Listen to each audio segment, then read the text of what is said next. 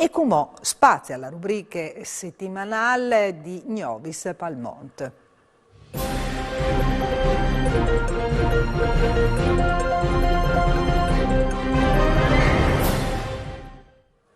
Il spazio di queste settimane di Gnovis dal Monte è dedicata al Fogolar Furlan di Melbourne, che è la sede e è stata quasi dal tutto distrutta dal fuoco la settimana passata. La più parte dei beni dal Fogolar è stata salvata dai pompiers, ma come l'associazione è da ora ci una nuova sede. A contarnos alla Fred Martin, segretario dal Fogolar di Melbourne.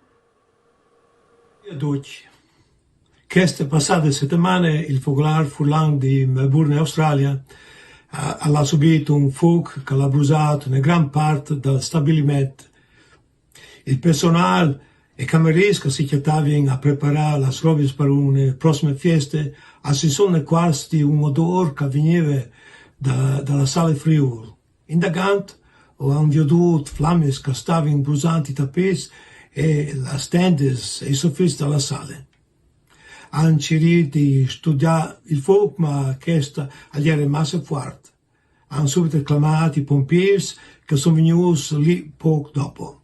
Il fuoco, tramite il soffitto, stava velando verso la libreria che poco tempo fa era stata inaugurata dal presidente dell'Ente Friuli nel Mondo, Loris Basso, e da Mauro Bordin, presidente del Consiglio regionale Friuli Venezia Giulia. Il personale, aiutato ai pompiers, hanno subito sguardato la libreria tirando fuori quasi tutti i libri e cimelli, così salvando la gran parte dei ricordi della storia di 67 anni di questo Fogolar. La causa del fuoco non è stata stabilita anche mo.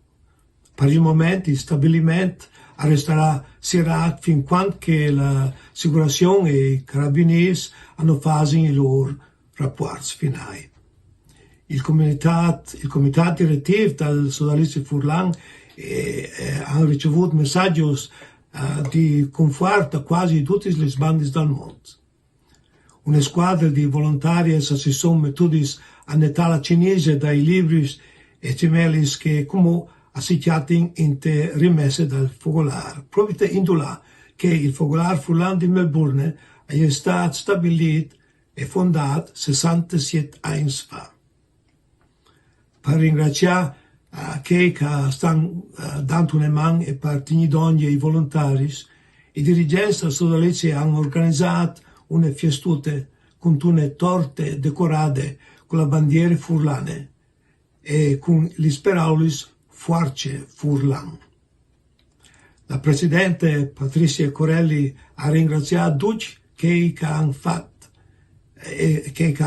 e ha promesso che il Fogolar Furlan di Melbourne tornerà a tirarsi su dalle cinese e jouerà più alto di prima, dicendo a tutti i presenti dur e mai mola.